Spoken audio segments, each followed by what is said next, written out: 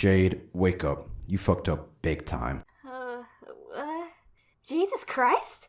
Do you not remember me? What do you mean remember? Of course I know our freaking Lord and Savior. No, I mean, you are Metronome, right? Metro... It's you? I thought I would never see you again.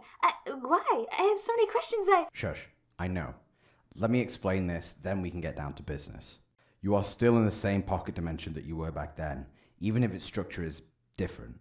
Since you abandoned it, it almost got destroyed. And not only is that something you must repent for, it also means that you, not being immortal anymore, are prone to something very dangerous. Dangerous? Whoa, wait. Are you talking about my old commentary series? Metrommentaries? I already regret deleting that channel, you know. And for the record, my brother Jason uses that name now, so like... As a Wisp Walker, you're at risk of slipping into... how do I explain this to a person like you? You might go into Limbo if you die again. What? Listen, long story short, Wisp Walkers are infamously known for getting cursed and targeted by deities and entities that don't like them. And you've had enough past lives for that to be a problem for you. I'm looking out for you, Jade.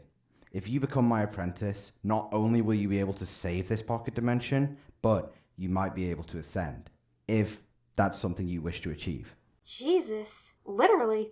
This is a lot to take in. Well, all I ask is for you to answer this. Will you become my apprentice? Of course I will. Why the hell would I pass up an opportunity to work with the man, the myth, and the legend? Right then. Any questions you have, we can discuss later. Here, I can give you a mission right away.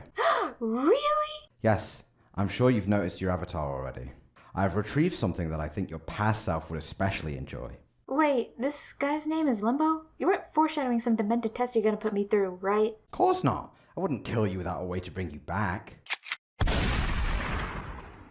Hello SCC, it's Jade here. Despite my blast from the past choice of avatar, today we're covering a video that, as of making this, came out a few days ago. This video is by none other than Limbo Fazframe, and like many other commentators that I discover from random bad videos, I keep learning things about them against my will. But if nothing else, I try to be fair, so let's get some context out of the way. Limbo is covering someone named Strictly, who in his video is discussing the writing choice of bringing back Afton in one of Security Breach's endings. In particular, he tries to defend this choice, but also talks about how he would do it and what other criticisms there are against it. Along with that, there are a few other things I would like everyone here to keep in mind before we get into this. Strictly's video is mostly an opinion piece. I'm also going to have to use degree markers. I don't usually do those on degrees this short, but considering what we are getting ourselves into later, I feel like it's necessary so that outsiders don't get too confused. Alright, nice and neat. Thank God for short degree change, making for short context. Now let's go make Jesus proud. Post Jade jump scare!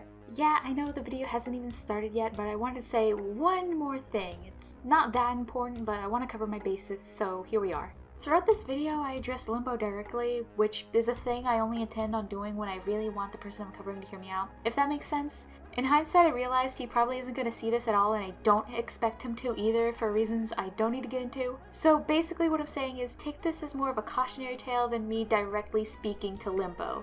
Oh, and I couldn't re-record it all because I'm fucking impatient. Hello everyone, I am Limbo Fazframe.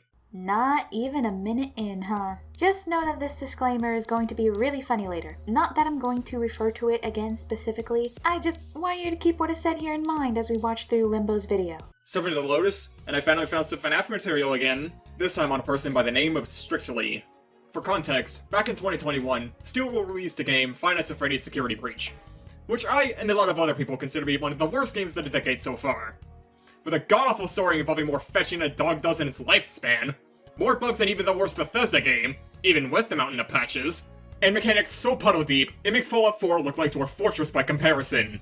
It was so bad, in fact, that it drove one of the developers involved in the Fanverse initiative, Fiznom, to decide to essentially leave the fanbase entirely after the completion of Five Nights at Freddy's Plus. So, I already know that someone is going to cover that Fiznom point more substantially, so I won't step on their toes. What I want to address is that already we are going into this with a really obvious bias. Not to say that having a bias is inherently bad, but the attitude that is displayed here is a red flag at least. Specifically, the fact that he brings up someone allegedly leaving the fandom because of this game, as if that's the fault of the game itself.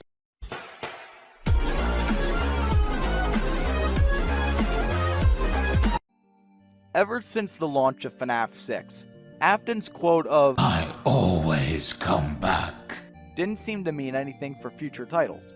It was just referencing the fact he'd come back to life twice at that point. Oh, how so wrong we were. William would then go on to reappear in every main title following FNAF 6, Help Wanted, FNAF AR, and of course, Security Breach. This sparked a debate in the community regarding the overuse of Afton as a character, claiming it to be lazy writing and just getting old in general. But I'm here to defend that, and to get it out of the way, I know Scott Cawthon probably didn't intend on a couple of these points, but I don't care because it's my video, and you know what? You can sue me. So to translate, you don't actually have any sources regarding whether or not anything here was intended or not. So you're just making crap up. Well, this is gonna be fun. Like, seriously, at least Mitty, a true nerd, was able to provide sources for its defense of Fallout 4. Awful as it was. More things to remember here for the rest of this. Strictly directly says that he understands and knows the critiques against Afton's use in Security Breach. He knows that some of this might not be intended, and your only response to that is repeating what he just said, basically. No, seriously, Strictly states outright that he doesn't care if some of the things he talks about are unconfirmed, so bringing up how he has no sources wouldn't even do anything in the first place. It's not like it's a bad thing either, because speculating and discussing things about a story element in a story is literally the whole point. By the way, you bringing up some random person you dislike also adds nothing, mostly because it's so vague to the point where I don't even know what you're getting at other than insulting your target in some way.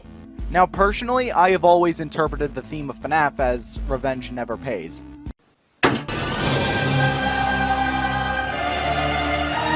I do not care! If this isn't the intended messaging, then I don't want to hear it. Especially when it leads to a worse product like Security Breach. Keyword, Limbo. Personally. That is his personal interpretation of the themes. Even then, if you think people should only base their opinions on what the intended message is, and only when it's stated by the author, media literacy would be dead and art as we know it wouldn't exist. That's not a world I want to live in, I think. Also, how does that make Security Breach a worse product? Generally, what are you talking about? Because that doesn't connect to the previous sentence, and trying to straight up does not make any sense. I'm guessing you meant Strictly's general interpretation of the story of FNAF made it a worse product, but like that doesn't really add up either. I'm lost here, Limbo. I'm lost in Limbo. Wait, no, that sounds bad. Actually, never mind. Next bit. What I mean by that is the fact that every time some form of revenge is played out, it almost never ends well for the person delivering it. Examples of this are Afton killing Charlotte, which was possibly done as a means of getting revenge on Henry for something, Afton destroying the FNAF 1 cast only to be killed in a Springlock suit, and finally, Henry burning the FNAF 6 pizzeria to the ground as an attempt to finally end it all, but as we all know, Afton ends up still returning. Now to me, this all pushes a very clear theme of payback or revenge never amounting to anything in the end. This all connects back to Afton's constant returning in an obvious way. Someone attempts to get revenge or payback on him, and he comes back. It's as simple as that. Sorry, but this is not conclusive proof that this was meant to be the theme of the series. Just because a certain trope is repeated is not inherent evidence that it was intended to send a cogent message. Saying FNAF is somehow anti-revenge is like saying the Yakuza series is pro-binge drinking. Because getting more hammered than Fizzob during a drinking game stream is a net benefit in the series. And with your logic, that must mean it's true, right? If you want to prove something is an actual theme of a work, you look at what the author actually said about it. Like what Sivit did with Yakuza 1. 何より大事なものを守りたい一心で自分のしたことを信じてた時の気持ちを今思えば俺は逃げたのかもしれないとも思う Oh my god, bro. その人間が背負うべき運命を見てられない Well, the structure of this video just fell apart immediately. Thanks. By the way, this clip of Savit's video goes on for a whopping 2.5 minutes. Why? Just why? It didn't help by elaborating in a way you couldn't. You didn't need to display this because you could have just linked Savit's video and have gotten the point across, or explained more how he did it in a way that could help your target. It's not like your point is even that substantial anyway. Let me make this clear. Strictly is describing and explaining his own theory for how the elements in this game series amount to an overarching message or theme. He uses examples to support this idea. You do not address these examples in any way. You just complain that it's not what the precious author thinks, so therefore it's automatically invalid. Actually, there is one instance in a mainline FNAF game that does do a better job at supporting Strictly's idea than the examples he himself gives. But you're gonna have to sit your little butt down and wait later for that because it becomes more relevant then. Anyway, repeating an event or theme in a game, not necessarily a trope in this case for the record, is legitimately a way to convey a message. This is writing 101, dude, but considering how you throw in another completely incoherent non sequitur in the middle of this point, I'm not surprised. What does a Fiznom stream have to do with Yakuza? Did he stream it? I assume that's what you're talking about, because otherwise there's no other indication of what you're trying to say. In that case, not a proper display of Strictly's logic, because a stream has nothing to do with what the actual content of the game is. Additionally, a game just having drinking in it or characters who binge drink don't help your analogy unless it's a part of a character's arc or story, which you don't specify or explain. Most importantly, no, you do not need the author's input to understand or talk about the contents of a game's story. Full stop. Proving what the intended message of a game is not the conversation we are having. This is from the get-go, a video that attempts to defend a writing choice based on how they view the game's story. Focus. Can't go that way for some reason. What the hell? Purple guy! Otherwise, this is more baseless speculation in order to justify garbage writing. It's not baseless when he outright states his examples, buddy. My second point is that, well, he's the main antagonist of the franchise. It's sort of an unfair comparison, but villains like Bowser and Eggman appear in basically every game of their respective franchise, so why can't Afton? Alright, Limbo, this is really not that hard to tackle. Are you ready? Dude, you do know it's been a common criticism that Bowser has been overused as a villain for a very long time, right? Right? Heck, in the 10 seconds of searching around, I found 2 sources of people saying that a lot of Nintendo franchises in general have overused villains. The Gamer article and Arlo video. So what the heck are you on when you're trying to use an already heavily criticized character to what aboutism away or criticism of another character for similar reasons? Spaghetti? Again? Limbo, I want you to know that this method you were doing, a 10-second search that yielded, 3 fairly recent results? One of which we can see in your screenshot that you didn't fully watch? This is dumb. And yes, I know that YouTube's watch time indicator screws up sometimes. However, it's obvious that this is not the case because Arlo does not say in this video that Bowser is an overused villain. In fact, he literally explains how Nintendo can use Bowser a lot because of the lighthearted nature of the games and how the story works in favor of that choice. Your first example of that Reddit post is also pretty recent, so you trying to say that this is a super common criticism that has been around for years? Not shown at all. That Reddit post has 3 upvotes, Limbo, come on. The Gamer article is the only thing I guess could support your argument. That is one article though, not even a good one either, because it essentially just complains that Nintendo found a formula that works and sticks with it mostly. Who cares how they change it up or make it unique? Bowser's Fury, Bowser's Inside Story, and Mario Odyssey are examples that come to mind. It's just inherently bad because they do it a lot. Yes, I know a couple of those games I mentioned came out after the article, but the root of the point still stands. Real thought-provoking discussion here, huh? Oh, we aren't done here. No. Strictly isn't running off scot-free here either. Heh. Scott. So, as I mentioned before, this really isn't that hard of a point to tackle. Limbo himself gets on the right track when he calls it a whataboutism. Problem is, he doesn't proceed to actually provide meaningful critique beyond that. The reason why strictly bringing up Eggman and Bowser here is wrong is because the Mario game stories and Sonic game stories don't function the same way that FNAF's story does. So, they kind of get more leniency to be able to use the same characters over and over again, since it's basically like the status quo is God. Not only that, but trying to defend the critique of Afton being overused with characters that very well could have the same critique against them regardless in itself does not make a good argument. Yes, I know he brought this up because the point is that they don't get the same critique a lot. That itself isn't a good argument either because it doesn't really prove anything. It doesn't excuse the writing choice or defend it in any meaningful way. It just dances around the discussion at best. Limbo, I assume, was trying to argue this, but he kind of missed the forest for the trees there. Oh, and I want to point out that Strictly does say that this is an unfair comparison in the first place, which, if you are aware of that, then you should probably either reword or reframe this point or just take it out entirely. Hey, it's me, Editor Strictly again, with no script again, and once again I am sick. I wanted to add in here, another, probably a better example of this that I've seen as of late, like as I'm recording this, not as I recorded those last bits. Basically, a more comparable thing to like Afton like always coming back and that not being a problem with like any other franchise is horror movie franchises, specifically slashers, like Friday the 13th with Jason Voorhees and Freddy Krueger and Nightmare on Elm Street. Honestly, I would argue that Jason and Krueger are even worse examples to use, given, well, they are not only the faces of the franchise they reside in, but their very existence is the very backbone to the premise of the films. The premise of a killer getting revenge on camp counselors for being somewhat responsible for his death due to their neglect does not work without Jason. And the premise of a killer haunting the dreams of teenagers does not work without Krueger. Even without that, those movie franchises still eventually ended as far as the original continuities are concerned. And at the tail end of the series, they were getting absolutely terrible. James H. Janisse of the Dead Meat channel pointed this out in his kill counts on them. Welcome to the kill count. Hey, did someone call for me? Oh, no, they were talking about a different Jason. God damn it, there's too many fucking Jasons in the world. I should kill all of them. I am the honest and true Jason. By the way, fuck you FNAF kiddos. Garden of Banban is a way better series. Get wrecked. Thank you, Jason, for your thought-provoking and amazing input. Anyways, no, I'm not letting Limbo play another 2.5-minute portion of the video he stole to make a point for him instead of doing it on his own.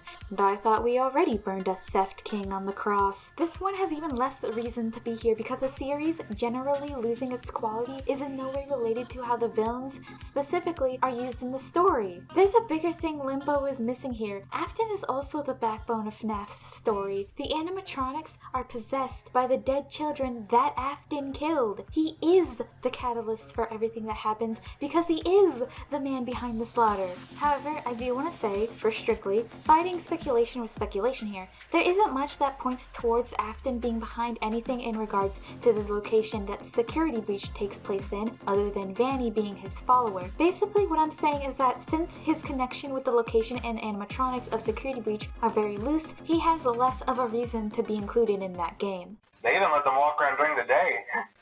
Isn't that neat? Sure, they got rebooted as the pictures you flashed on screen, but those were critically panned when they came out. Do you want a horror villain that's actually comparable to William Afton? Try Albert Wesker from the Resident Evil games. While yes, both Will and Albert do have a big influence in defense of those games, but here's the thing. Neither the premise of Resident Evil nor Five Nights at Freddy's requires the presence of Albert or Will, respectively. Because the most iconic parts of these games outside the fanbases of those franchises aren't just Albert or Will. In this case, it's the zombies and mutant creatures for Resident Evil, and the animatronic animals of FNAF.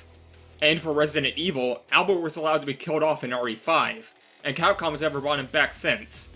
And judging from the reviews I've seen of 7 and Village, I think it might have been the right choice given the stuff that goes on in them, especially with the Bakers in 7.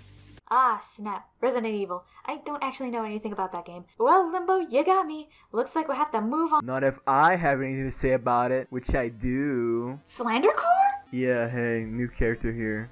Anyways, allow me to explain how it makes no sense to compare these villains/stories from these fundamentally different games, like Limbo did. Actually, I just implied it right now. And if you're listening to Jay before me, Zay already explained it too. Like Zay said, Afton is the backbone of your game story. Wesker isn't. Wesker served a completely different purpose to the story in Resident Evil than Afton did in FNAF. Wesker wasn't the villain, he was just a villain, unlike Afton in FNAF. So you really can't compare him that way, Limbo. Wesker was just another cog in the umbrella machine. He might have been a big cog that got loose, but he was still a cog. Afton is like a water wheel. But enough about big loose cog. Limbo cites the zombies and the animatronic animals as examples of why these games don't require the villains to work, which sure, I guess. But we're talking about the story, the premise. What do the zombies and animatronics have anything to do with the story besides existing? They serve a gameplay purpose first and foremost. Then secondly, a story purpose to flesh out the world. I mean, think about it. We barely know anything about the children that haunt the animatronics, and most of them aren't even haunted. And that's even worse with the zombies, so it makes no sense to bring them up. And let me just get real for a second. Who fucking cares if the fan base thinks that moment in the game is iconic or not? As if all of that would make his insane logic that recurring villains are objectively bad. That seems to be only backed by some shitty The Gamer article, and oh, I read a post with 3 upvotes, of course. They didn't kill Wesker because they knew it would make a sick sequel. They killed him because it was a fitting end to his story. It was a choice. just like how bringing Springtrap back was a choice. And if you need proof that recurring villains work, just look at the stories Marvel and DC write. They practically surf on the recurring villain wave. Well, that's all I had to say about this. I'll pass the torch to Jade again. I'm sure y'all missing Zem by now. Wow, thank you, really hot man. I mean, Mr. Slandercore. Anyway, moving on. Now, to be honest, I even think this point of mine is pretty weak. Bowser and Eggman, for the most part, are doing something new and interesting in each game. Afton, however, isn't. If you think this is the case, then why bring it up at all? I don't know, Limbo, why didn't you bring that up more substantially in your main point instead of going off on several tangents that barely even matter? Your structure in these two interjections are completely backwards. William Afton is always given the same motivation. However, that motivation is never super clear. As I see it, his end goal is eventually going human again without the confines of the Springlock suit.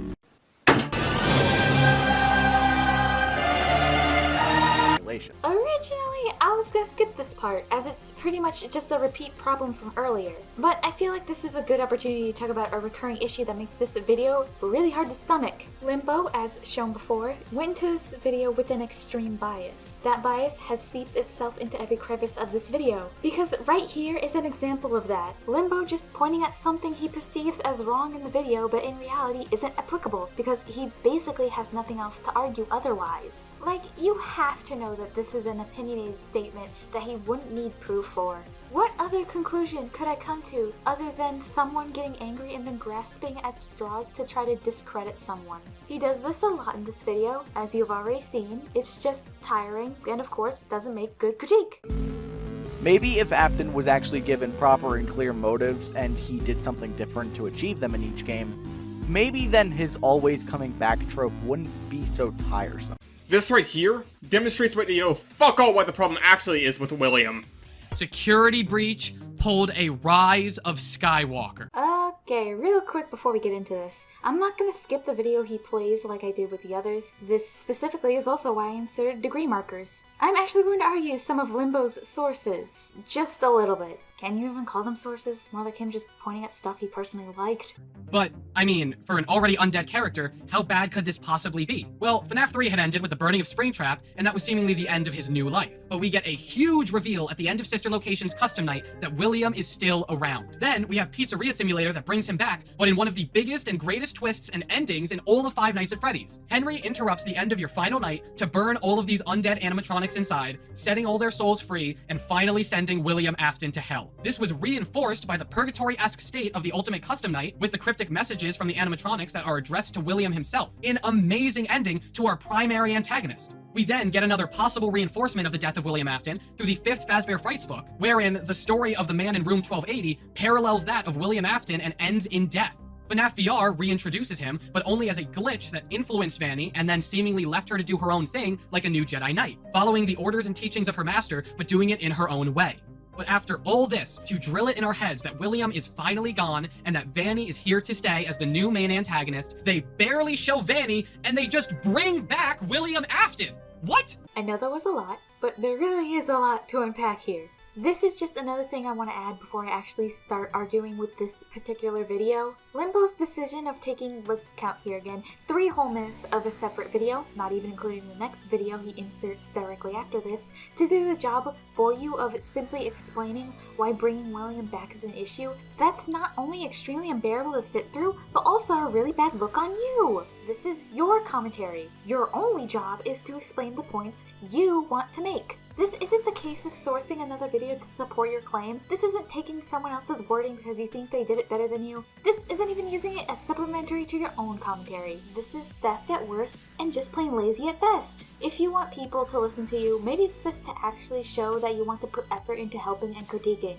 First of all, Limbo somehow doesn't realize that the video he willingly inserted also uses a similar type of interpretive wording that Strictly uses. In particular, Rem Games, that's who Limbo is sourcing by the way, states that Glitch Trap is passing the torch to Vanny. Now, by your logic, Limbo, unless this was stated in the text or stated by Scott Cawthon and or the writers of these games, then that is an interpretation of Glitch Trap's inclusion and relation to Vanny. The same thing goes for a different clip Limbo inserts later too. Not only that, but if I may go on my own tangent real quick, FNAF fans have this habit of being really confusing about what is canon and what isn't.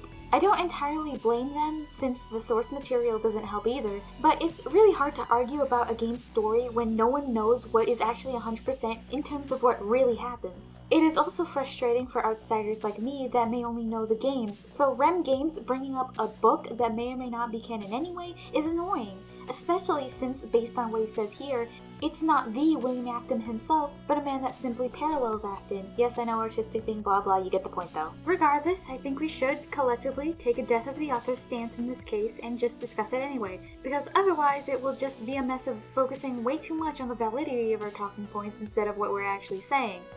Limbo. I would talk about how it's weird that Rem clearly is aware of the pattern that William keeps coming back after dying over and over again, but that's small in the grand scheme of things, I guess. No, I want to get onto Rem specifically for being hyperbolic about the contents of Security Breach. Get ready for this one, guys. Springtrap was only featured in one of the 5 alternate endings of Security Breach. Vanny was the main villain of Security Breach. Also, you know it's a very common writing choice to not show off the villain at all times, right? Especially in horror games. The antagonist being mysterious is what adds to the horror because you don't know what their next move will be. Sorry your precious furry waifu didn't get 15 billion games featuring her as the villain, I guess. Hey, you know what though? You are factually wrong because Vanny is in 4 of the 5 possible endings. Barely shown. Get real. Point is, just because William is in a single ending doesn't mean that Vanny suddenly doesn't exist. And also doesn't mean that it's canon either.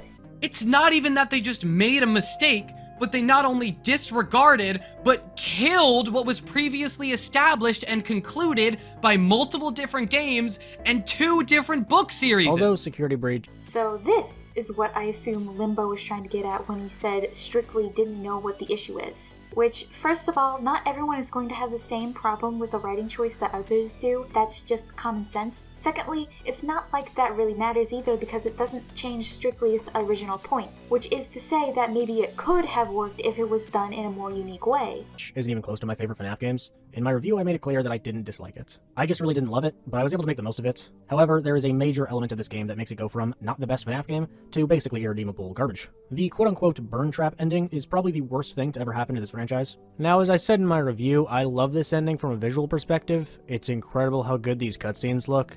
But this is believed to be the canon ending, and if anything that takes place in this ending is canon, the story of the Five Nights at Freddy's series is objectively disgusting. Alright, calm down, buddy. Touch some grass first. Nah, but really, coming off a bit strong there. Also, it is straight up hilarious that this guy even says that this is believed to be the canon ending. Nothing proving that it actually is. Nah, it possibly could, and that makes it so disgusting. Right. In all honesty, I don't think people view the elements of this story the same way I do.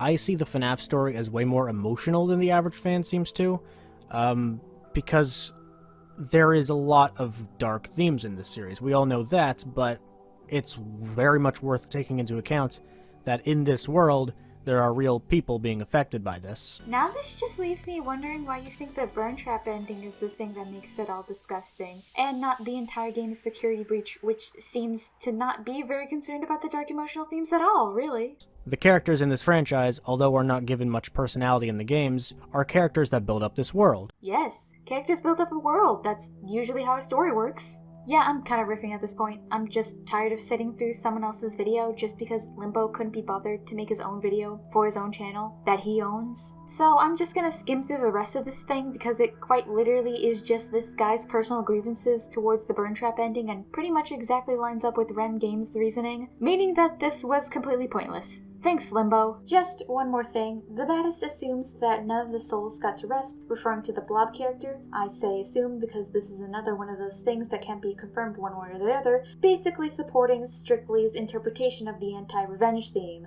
Not only is Afton back, that would be one thing, and I can understand why they would want to do that, but the Blob, literally called the Blob, which is what I call this story now, is made up of Molten Freddy, the Puppet, Baby, and for some fucking reason, the classics, including Mangle. None of them are able to rest, none of them were able to be given an ending, and the only character that has zero evidence of being alive in some form is Henry. And with that, we circle back to this point. There's another thing in one of the FNAF games you all see as canon that is relevant to that too. Old Man Consequences from Ultimate Custom Night. Leave the demon to his demons, rest your own soul, there is nothing else. This is another fighting interpretation with interpretation, to be completely transparent, but I've already said that we're going to go with the death of the author stance, and the wording is vague enough for me to do this. This line could be saying to someone involved, maybe the player or maybe Henry, to leave Afton to reap the karma that he caused himself. Since there's nothing most of the characters can really do at that point, it would make sense for the advice to be rest your own soul. Once again, another example in the FNAF series that helps Strictly's theory. Great work, guys, hit the showers.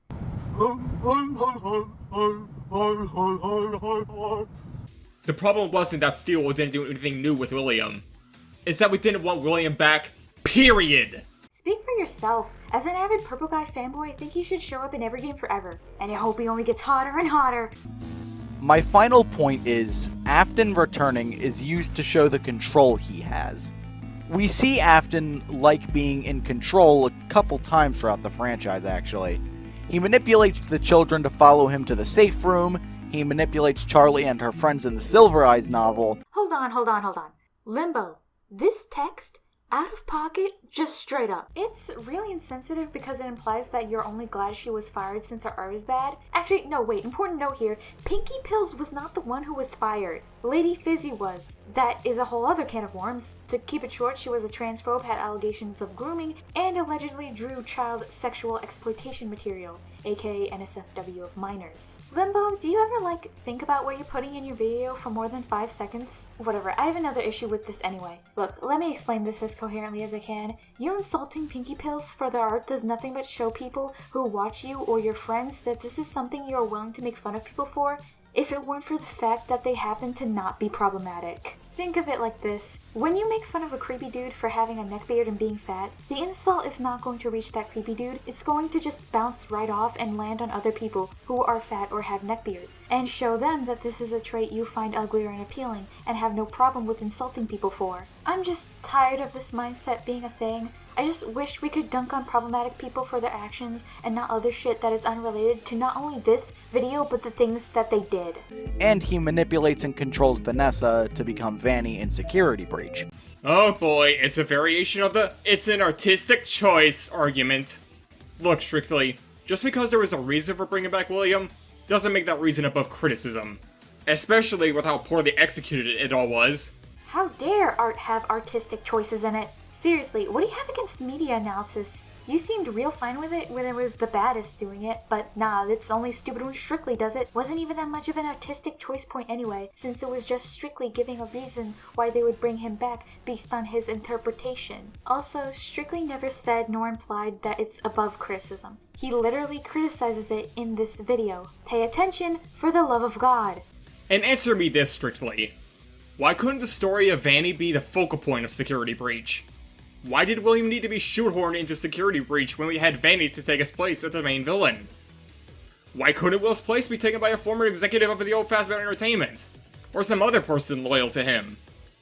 Or heck, maybe even someone from a rival company trying to profit off of Will's legacy. It's not like she wasn't. She is the main villain of Security Breach. I'll concede that Afton was shoehorned in regarding the burn trap ending, but we can't just talk like Vanny was a mere footnote. May I repeat, she was in every ending except one and featured in many parts of the game. Oh, and your other ideas for a new villain not only do not correlate with the internal logic of FNAF's story in the first place, but also are unnecessary anyway because Vanny exists. And you could just, elaborate on why she should have been the main focus and how she wasn't, since that's what you're claiming. Hi, it's me again.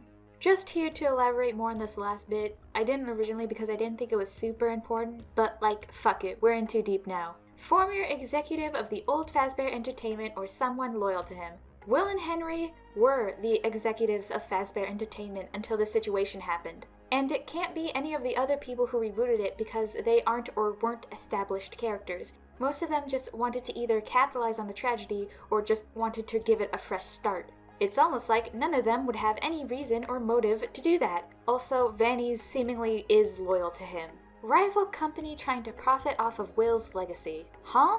That's my response. Just what the fuck are you talking about? Fazbear Frights, the location of Five Nights at Freddy's 3, by the way, not the book series, was already using the situation as something to profit off of by turning it into an attraction. Why would any company want to associate their business with a man who murdered children anyway? Also, you could argue that a lot of the newer locations were continuing his quote-unquote legacy. The kid-friendly one, not the murdering one. So yeah, none of this fits within the logic of the story and wouldn't make for interesting horror anyway. Thank you, goodbye.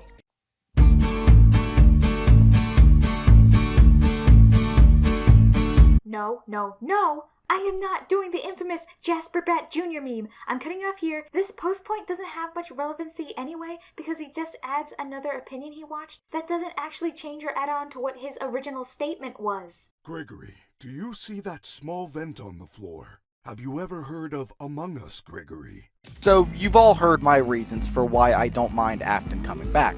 But what does the other side say? I've asked a couple people why they personally are against Afton returning. Or, you could have just watched dozens of videos talk about why William returning is bad writing and saved you the trouble. Limbo. Simba. Not everyone is devoid of free thought like you are.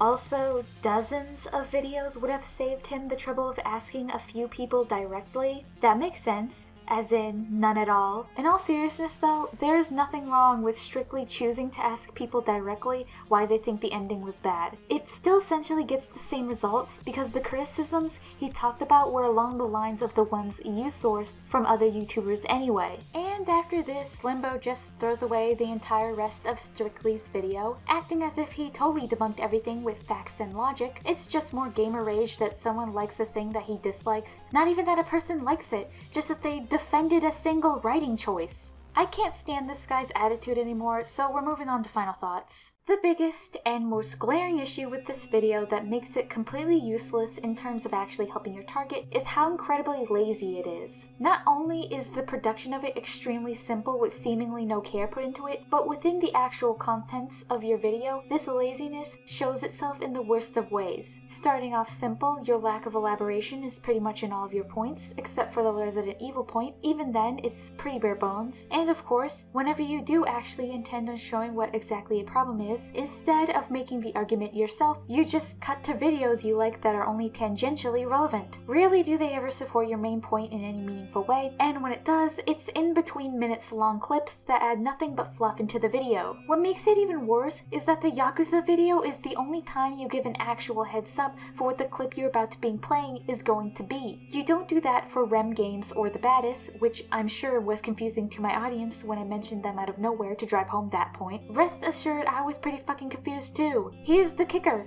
Thanks to someone in a server pointing this out, if you remove all of the clips in Limbo's video, it shortens to approximately 10 minutes, meaning that random video inserts make up half of his runtime. That is unacceptable, which is not a word I like to use most of the time, so that's saying a lot. Now, many have called this video destructive, and it is. It's one of the most destructive commentaries of the year so far, at least from my point of view. The thing is, though, I can understand some of the points Limbo is attempting to make, and by some I mean like 2 at most. Problem is, he is too clouded by bias to really get those across. I can't go into his mind, I can't know what his true thoughts and intentions were. The way this video looks, the way things are framed and executed, comes off as Limbo not even wanting to help his target, which is bad in itself because one of the key points of commentaries is to provide helpful insight and critique to not only your target, but your audience. Limbo does not show that he actually cares to have a discussion beyond being right and being angry about a topic he is emotional about. That I do know because of his 2 community posts, one of which he states that security breach was one of the things that hurt his mental health, I guess. You don't think that you should maybe take that as a sign that doing videos about that topic would not be good to you either, nor your targets? Basically, don't do videos out of anger. You don't always have to be correct about a thing. This segues right into my next point, pretty cleanly actually. Limbo's attitude within this video and surrounding this video is pretty yikes to say the least. He kept getting into arguments in his comment section, and well, yes, a few of us were doing a bit of trolling. You were acting pretty condescending and childish in those replies, especially the reply chain that was Donnie's comment. The most I will say, without sounding like a poor impression of your parent, is that you don't need to reply and bite back at every single little point of contention. I'm not saying you should silence yourself or let yourself be dogpiled, but you need to be able to separate the critique that is warranted apart from the critique that maybe isn't. Take it and move on. Oh, and when you're doing a commentary on someone, maybe refrain from treating them like they're an idiot and don't know anything. Like, yes, harsh critique is still critique and they should still hear you out, but in addition to the fact that you did not give critique in the first place, your attitude will make it hard for your target to want to hear you out. You know what else might cause someone to not want to hear you out? Cutting large portions of their video in order to make them look worse than they are. This is why I specified exactly what Strictly's video was about. Limbo makes it look like Strictly was only defending this writing choice and security breach as a whole. Yeah, you know where this is going. None of that is true. Even in Limbo's video, Strictly points out his own problems with the writing, but Limbo just straight up ignores it. I even noticed he cut out small bits of Strictly's video, like him clarifying why he brought up horror villains, or just randomly cut him off before he further explains his point. Like him saying how bringing Afton back could work to show his manipulation and need for control. That and the end of Limbo's video, where a few points earlier he states that Strictly doesn't know what the issue is, before cutting it short and leaving out the rest of Strictly's video, the rest of which was him talking about the critiques of the writing choice and how it could have been better. It's just so dishonest. And it further drives home the idea that you really were only here for no other reason than to prove someone wrong about something so subjective. Finally, we get to our last stop. Now, this part went through a couple of rewrites in particular because things kept happening while this video was in production. As of now, August 1st, Limbo has fully disowned his video and conceded that his points were good, he apologized to Strictly, and said his behavior was unjustified. Although I do want to mention some people could see that apology as pretty hollow, considering the way he acted before and how small this addendum is, but I'd rather not ruminate on this too much. Strictly probably doesn't even care that much either. So most of this section is just going to be me talking about the aftermath of this video and how we can all learn from this. Cautionary tale and all. To keep it short, Limbo made some not very good community posts, had a lot of fights in his comment section, and overall just acted like an asshole to everyone who disagreed with him. He also displayed some unhealthy behaviors regarding how security breach affected his mental health.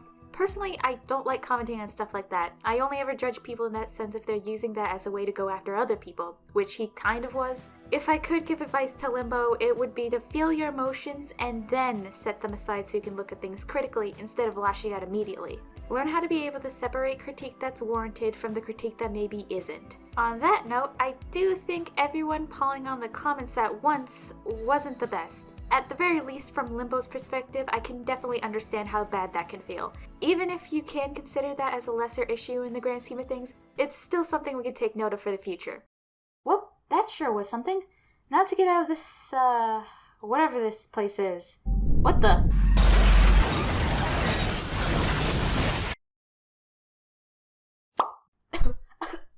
Oh my god, I did it! I survived! I survived the Limbo of 87! I'm impressed. I thought I was going to have to go get my dad involved for a second. So, does this mean I pass? Well, it wasn't necessarily a test, but it did show me that my plans here are going to work. You've done much better than I remember in the past. I've already noticed the dimensions stabilizing. Wait, does this mean I can't stay in my green space void anymore? Did you want to run the risk of getting stuck there for eternity? And hell, at least furnish the place up a bit. I guess. You're lucky this cloudy office space fits my aesthetic. Oh, wait, yeah, this is probably important, isn't it? What is it? So, 2 weird entities appeared while I was there. Does that mean there's something wrong? Who were they, if I may ask? I think one of them looked like a wisp walker, and the other one was just scary looking. That might have been a high-ranking demon. They like to travel between these kind of places a lot. They're annoying like that, but nothing to worry about.